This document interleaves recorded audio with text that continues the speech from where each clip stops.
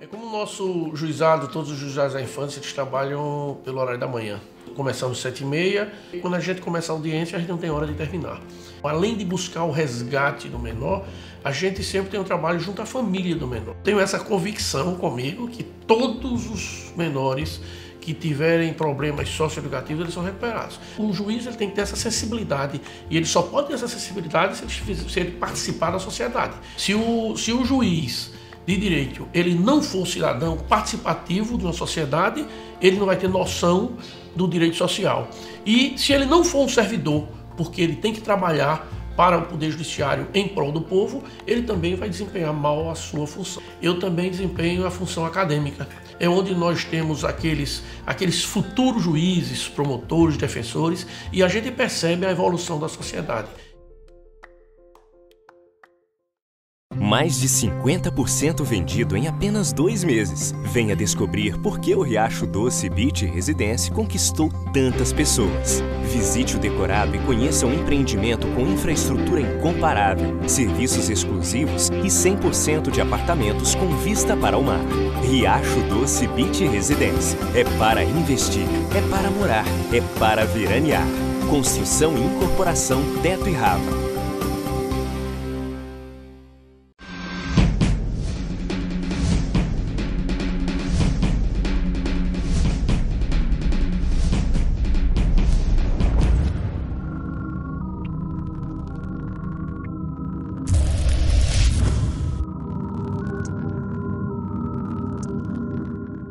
Consulte o site do Tribunal de Contas de Alagoas. Nele você encontrará informações completas da instituição. Sua participação é uma das formas de exercer a fiscalização dos recursos públicos em nosso estado. Serviços e consultas, notícias, escola de contas. Acesse o site do Tribunal de Contas de Alagoas, www.tce.al.gov.br. A transparência como forma de aproximação com a sociedade. Brinde seu sonho com excelência. Brinde com Taça de Cristal Buffet. Em Maceió, Rua Natalício Lins Medeiros, número 29, bairro Murilópolis. E em Arapiraca, Rua Boa Vista, 883A Centro. Telefone 996684120. Taça de Cristal Buffet. Será uma honra fazer parte do seu sonho.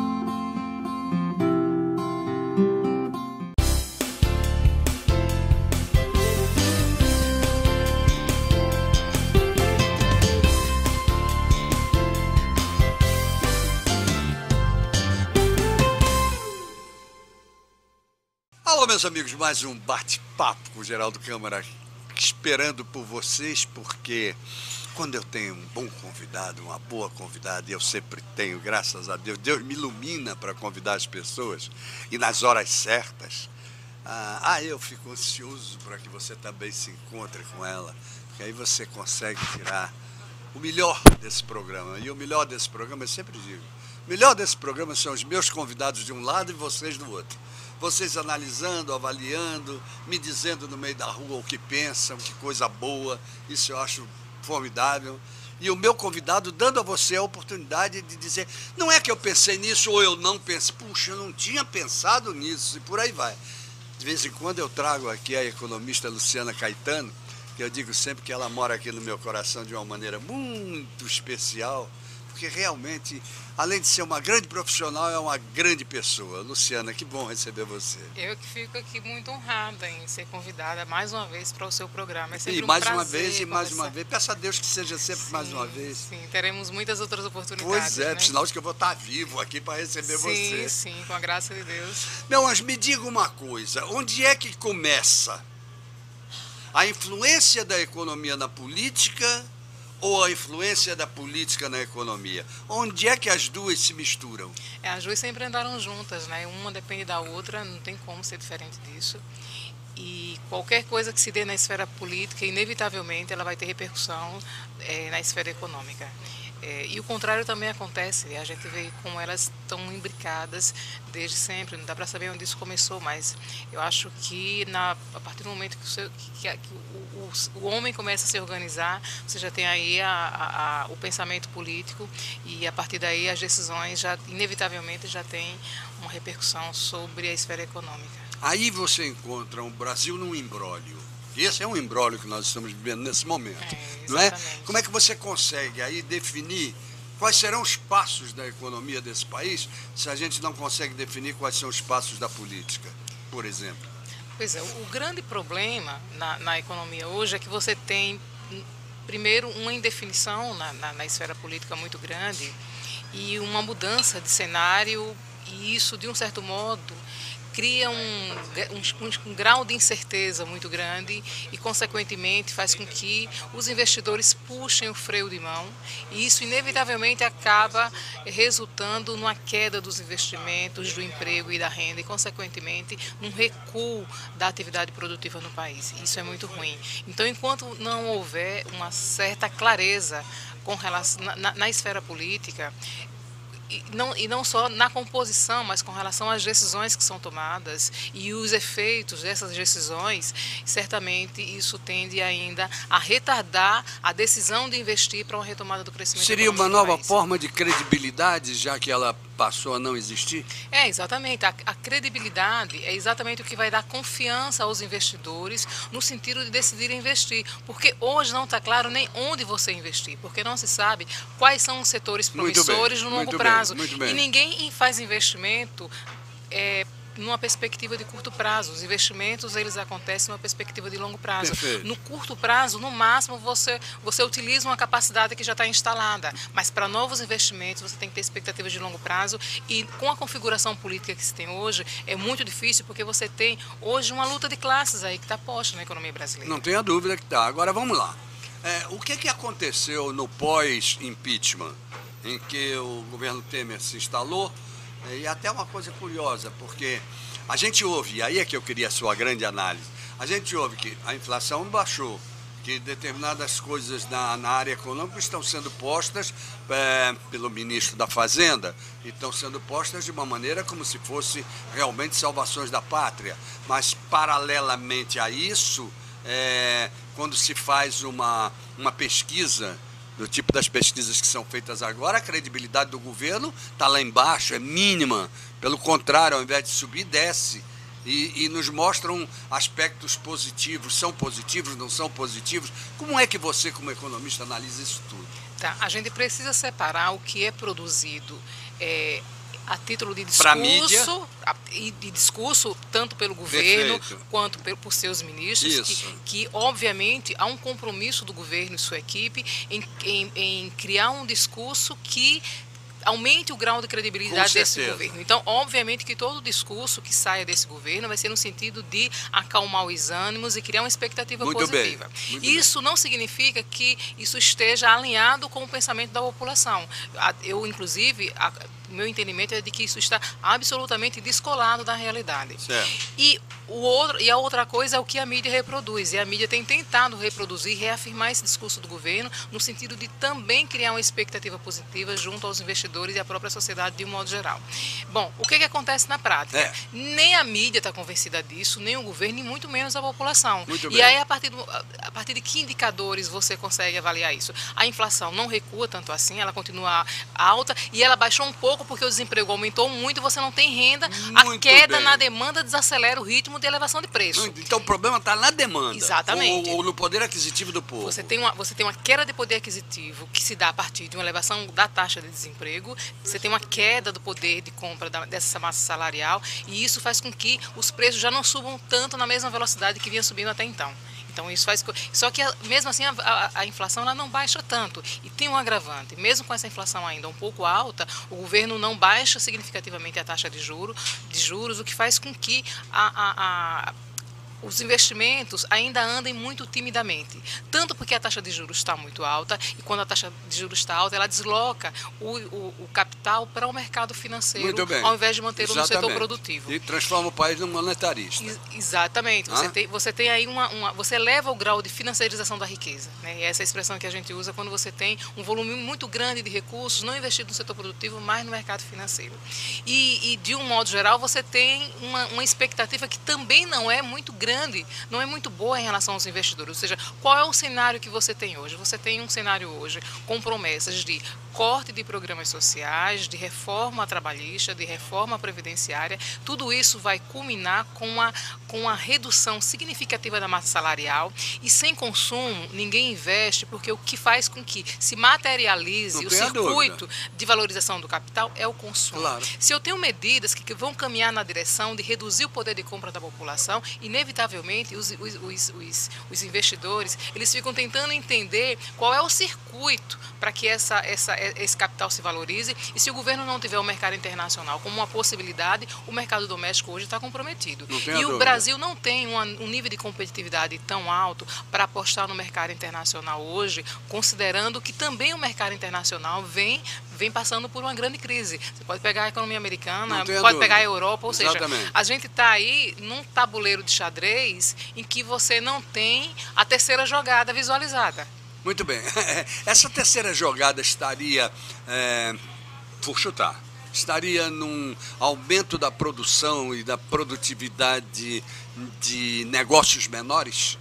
Do microempreendedor, internamente, lógico, estou falando internamente. Sim. O que você me diz? Não, eu sempre defendi que a descentralização da atividade produtiva, tanto do ponto de vista de você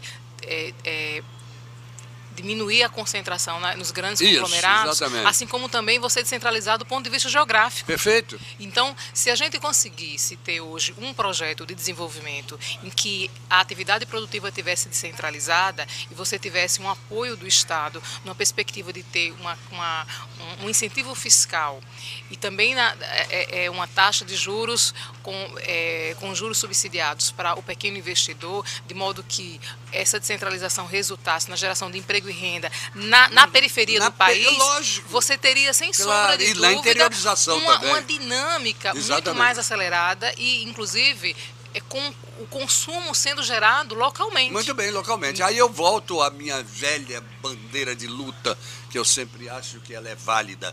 E acho que ela é mais válida ainda quando o país vive a crise que vive. Mas eu gosto muito de ouvir o lado profissional da coisa, que é a formação de cooperativas. Exatamente. O que você me diz? Não, sem sombra de dúvida. Por que não? Porque ainda se tem essa aversão quando se fala em cooperativas? Me diga. O problema de você investir nos pequenos empreendimentos é que os pequenos empreendimentos, eles não financiam campanhas políticas. O problema é que como eu gostava de ter ouvido isso. Ouvi. O investimento pulverizado, ele não é rentável para o sistema político. Perfeito. E isso faz com que seja olhado com desprezo. Ou seja, entre você apostar em uma Odebrecht ou em outros setores que são igualmente rentáveis, não só a construção civil, mas o mercado financeiro. Claro. É muito mais interessante você apostar e fazer uma negociação com 6 empresários do que você pegar 1 milhão pegando os investidores. Porque eu não tenho como negociar com 1 milhão de investidores. Então a gente chegou agora naquele aspecto da primeira pergunta. É a política atrapalhando a economia? A política atrapalhando a economia? Exatamente. Você tem... existem algumas coisas que não são encaminhadas hoje que poderiam sinalizar com um desenvolvimento sustentável no país, que é exatamente você ter projetos que seriam não para legislar em causa própria, mas em pró da sociedade de um modo geral. Se você pegar, por exemplo, hoje a renúncia fiscal ou então a sonegação fiscal associada aos grandes empreendimentos e aos grandes latifúndios, isso por si só já resolveria a questão do déficit previdenciário, por exemplo. E aí, por que isso não acontece? Isso não acontece porque os grandes latifundiários estão no Congresso Nacional. Por que isso não acontece? Guardaram depois do intervalo. Você já continua dizendo por que isso não acontece. E para resolver o problema previdenciário desse país, ok? Luciana Caetano conosco. Então, Vamos até o nosso intervalo e voltamos já. Ok, gente, eu estou no Filé do Zezé, viu, gente? Quando você entra no Filé do Zezé, logo de cara, você vê a Ostra Mar, que é um aquário maravilhoso, mostrando a qualidade das ostras vivas que são servidas aqui. É um negócio assim fantástico, espetacular. Eu adoro ostra. E aí aqui você tem opções como a ostra gratinada, a ostra viva, que é aquela ostra crua, né? Que você coloca azeitinho, pimentinha. Oh, meu Deus do céu, eu tô com água na boca. Não fique com tanta, senão eu me afogo. Mas olha, vale a pena. Aí você tem também aqui a feijoada nos dias de sábados a R$17,90. E que feijoada! E que feijoada! Você tem o cardápio tradicional, você tem à noite, todos os dias, o rodízio de pizza. Olha, o Filé do Zezé na rua do Maicai é sensacional. Acho que você precisa vir para cá. E essa é uma época boa de confraternização, de reunir os amigos, muito bom para você. Você tem vários ambientes. Então, olha, fique bem no Filé do Zezé. Como fique bem também, de 15 em 15 dias a gente fica fazendo o programa na Bodega do Sertão, aquela Bodega do Sertão que tem a cara do sertão, que tem a decoração do sertão, que tem a comida do sertão, que também vale a pena. Ecoprime, a empresa que lava teu carro com meio litro de água, meio litro só. Fica maravilhoso, brilhando, lindo. Experimenta para você ver. O meu tá sempre, de primeira. Ao Gás Conforto, que ensina você para que serve o gás encanado, não lhe vende nada, é uma loja no Passeio Stella Maris. E é bom você conhecer, porque todo mundo pensa que o gás encanado, que hoje a gente chama de encanado, mas é o gás natural, ele só serve para fogão e para o veículo. Não, mentira. Lá tem o furô, lá tem a iluminação com o gerador a gás, 1000 coisas. Vai lá ver. Riacho Doce Beach Residence, o empreendimento imobiliário da Teto e da Rava, que tem 303 apartamentos que servem para todo tipo de casal sem filho, idoso, sozinho, só para veraneio, só para fim de semana, etc. Mas todos os apartamentos têm vista para o mar. Que arquiteto, né? Bolou bem o negócio, né? Então é isso, você já sabe o que fazer quando quiser. As minhas recomendações são válidas sempre. Voltamos já.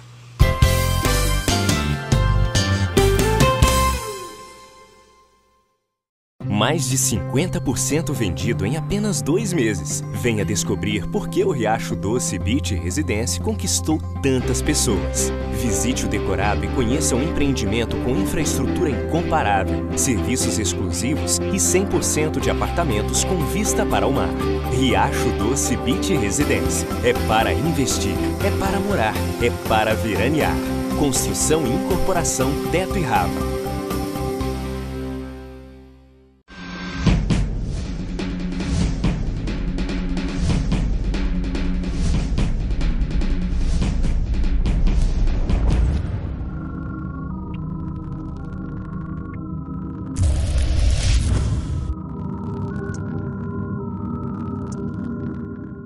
Consulte o site do Tribunal de Contas de Alagoas. Nele você encontrará informações completas da instituição. Sua participação é uma das formas de exercer a fiscalização dos recursos públicos em nosso estado.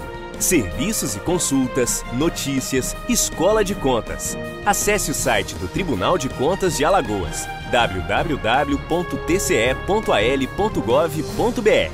A transparência como forma de aproximação com a sociedade.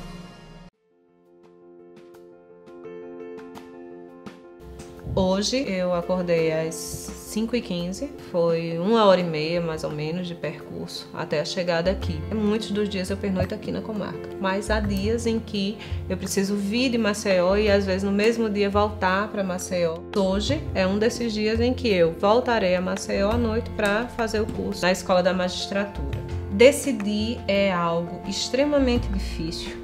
É algo que requer aprimoramento técnico, é imprescindível ter aprimoramento técnico, mas que requer também uma sensibilidade e uma capacidade de se colocar no lugar do outro muito grande. É a atividade mais difícil, é a atividade mais bonita, é a atividade mais realizadora que eu poderia desempenhar na minha vida.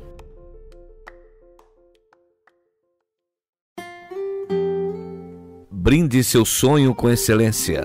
Brinde com Taça de Cristal Buffet. Em Maceió, Rua Natalício Lins Medeiros, número 29, bairro Murilópolis. E em Arapiraca, Rua Boa Vista, 883A Centro. Telefone 996684120. Taça de Cristal Buffet. Será uma honra fazer parte do seu sonho.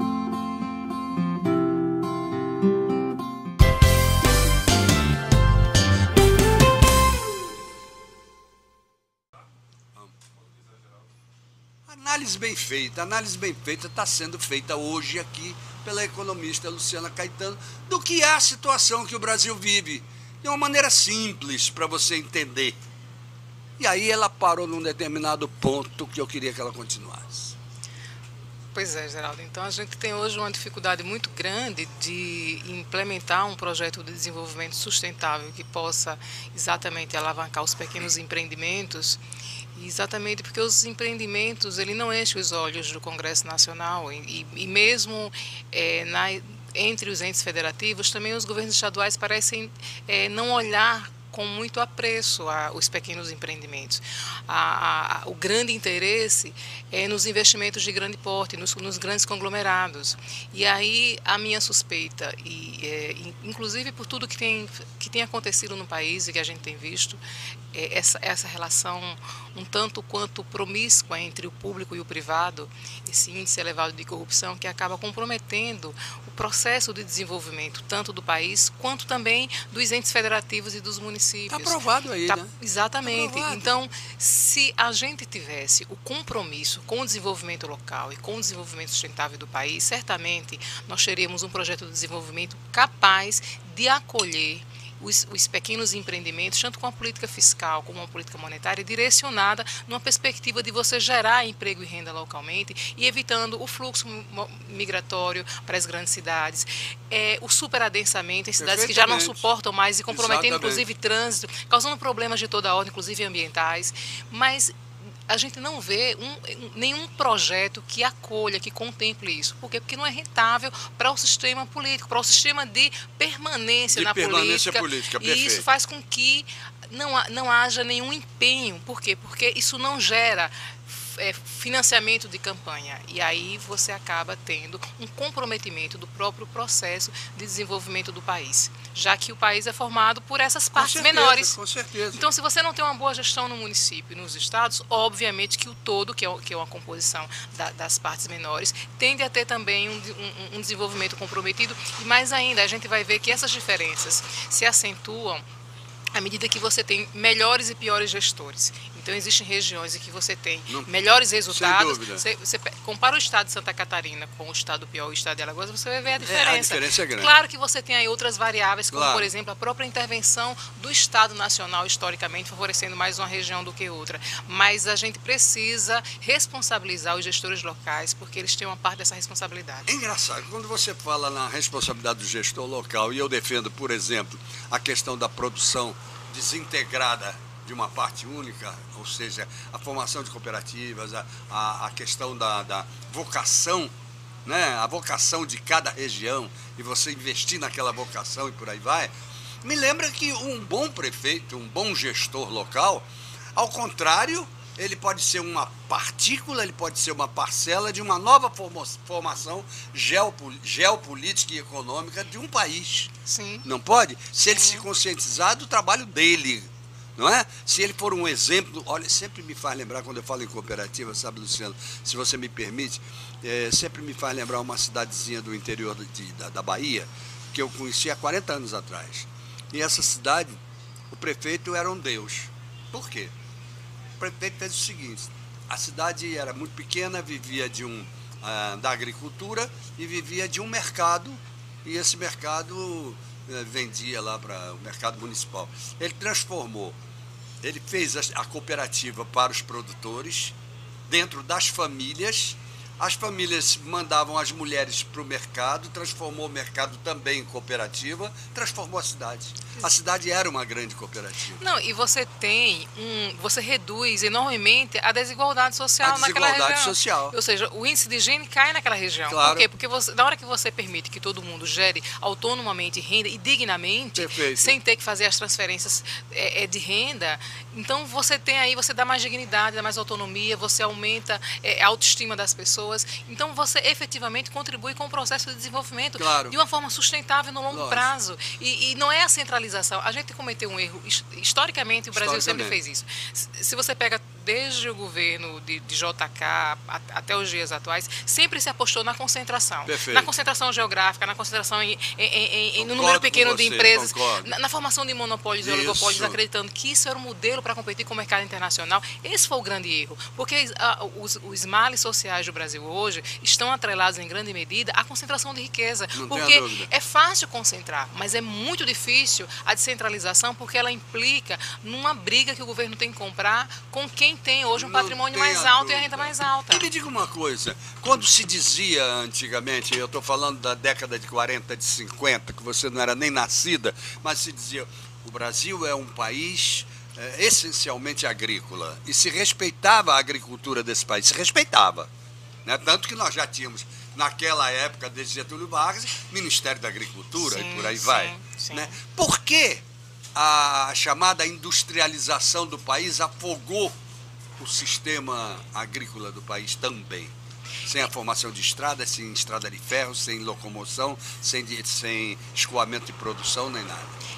Eu não acredito que ele tenha afogado, mas o grande problema é que, ao invés de se apostar na descentralização, a gente aposta cada vez mais na concentração latifundiária. Exatamente. Então, para mim, a saída, seja na atividade agrícola ou na atividade industrial, a grande saída para o Brasil não é reproduzir o modelo da formação de monopólios e oligopólios, mas, ao contrário disso, você descentralizar numa perspectiva de você conseguir distribuir melhor a riqueza. Perfeitamente. E você só distribui melhor a riqueza se você acolher os pequenos empreendimentos, porque eles são muito mais geradores de emprego e renda do que os grandes conglomerados. Muito mais. É aquele negócio, né? Eu quero pouco de muito.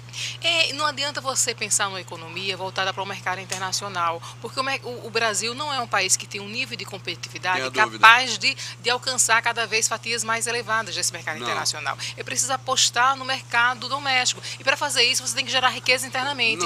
E você só gera riqueza internamente se você acolher os pequenos empreendimentos de modo que essa renda seja gerada autonomamente, localmente. Você acha que o Brasil carece hoje exatamente de um novo planejamento, já que ele está entrando numa limpeza em relação à corrupção, não é chegada também a hora de mudar inteiramente esse país e criar um novo planejamento de Estado para ele? Perfeito. A gente precisa não só de um novo projeto político, mas a gente precisa de um novo projeto numa perspectiva de você ter uma retomada do crescimento em outras bases. Não mais aquele modelo capitalista importado dos Estados Unidos ou da Alemanha ou da Inglaterra. A gente precisa desenvolver um projeto de desenvolvimento que seja capaz de fazer com que o Estado Nacional chegue até as periferias e não com a distribuição direta de renda, mas criando oportunidade de geração de renda autonomamente e fazendo com que os estados periféricos se integrem à economia nacional, não de forma subordinada, mas que haja um certo grau de importância dos estados menores, no sentido de se agregar ao centro dinâmico, que hoje continua sendo o Estado de São Paulo, mas não mais na condição de Estado, de economia subordinada. Então, essa integração, para mim, só seria dada se o governo criasse uma melhor infraestrutura, e aí, obviamente, você tem que ter uma parceria entre o governo nacional e os entes federativos, numa perspectiva de que todo o investimento que foi feito no passado, concentrado na região sudeste, que hoje fosse também estendido para os outros estados, numa perspectiva de você criar cadeias produtivas organizadas em todas as regiões. Muito bom. Porque esse isolamento é exatamente o que faz com que a pobreza seja muito alta em alguns estados e em algumas regiões. Agora, paralelamente, aqui está acontecendo o objetivo de se criar um modelo como esse, e aqui está um negócio chamado educação. isso tem que acontecer até paralelamente. que haja um equilíbrio paralelamente, não é? Exatamente. Porque sem educação, mesmo a básica, só não se faz nada nesse país. Exatamente. Não é capacitação, qualificação. Exatamente.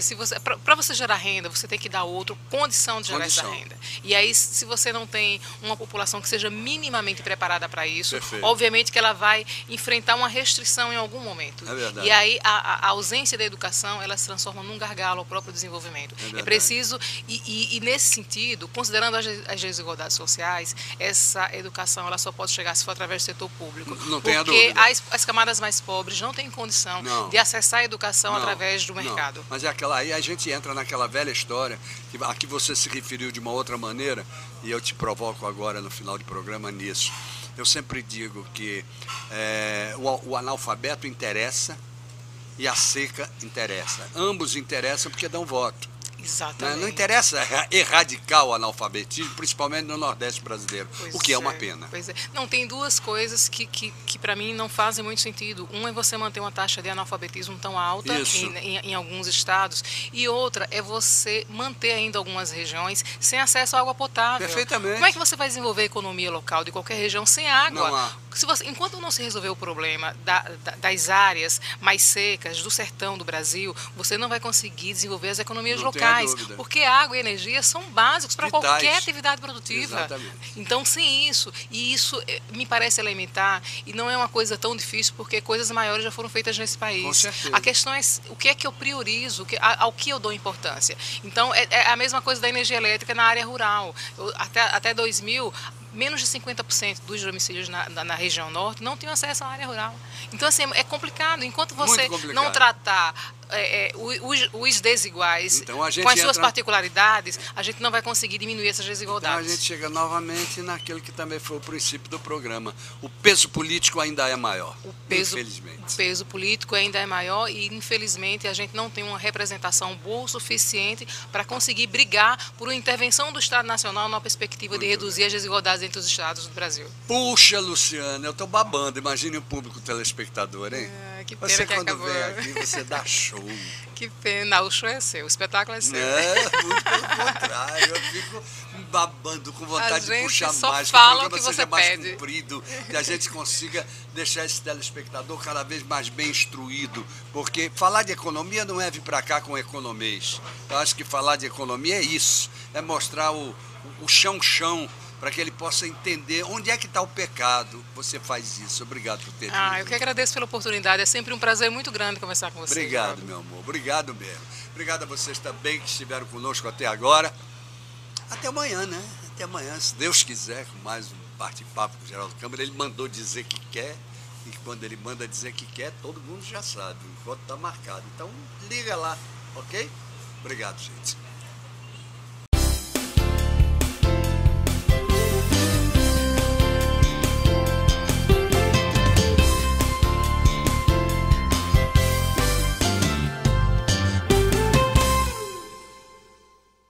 Consulte o site do Tribunal de Contas de Alagoas. Nele você encontrará informações completas da instituição. Sua participação é uma das formas de exercer a fiscalização dos recursos públicos em nosso estado. Serviços e consultas, notícias, escola de contas. Acesse o site do Tribunal de Contas de Alagoas, www.tce.al.gov.br. A transparência como forma de aproximação com a sociedade.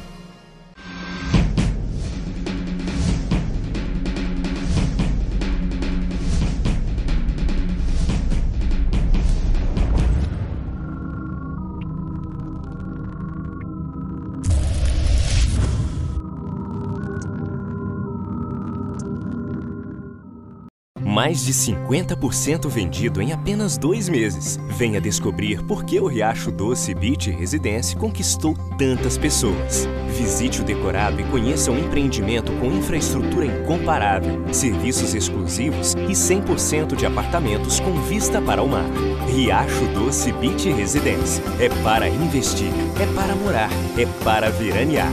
Construção e incorporação Teto e Rava. O Núcleo de Promoção da Filiação é uma estrutura existente dentro do Poder Judiciário com o objetivo de fazer o reconhecimento de paternidade de filhos nascidos basicamente fora do casamento. A coleta DNA é feita de uma forma bastante simplificada. Nossos funcionários são treinados para fazer a coleta a partir da saliva. Sendo positivo, será feito o registro dele para que ele possa obter todos os direitos decorrentes da filiação. Atendemos também a uma população de mais de 80% das pessoas sem renda ou com renda inferior a um salário mínimo. E todos os procedimentos do núcleo, eles são gratuitos. Nós trabalhamos com as informações dos cartórios, trabalhamos com a demanda das escolas, buscando os alunos sem paternidade reconhecida. Temos a demanda espontânea, todas as maneiras possíveis que a gente possa promover a filiação, lá nós estaremos.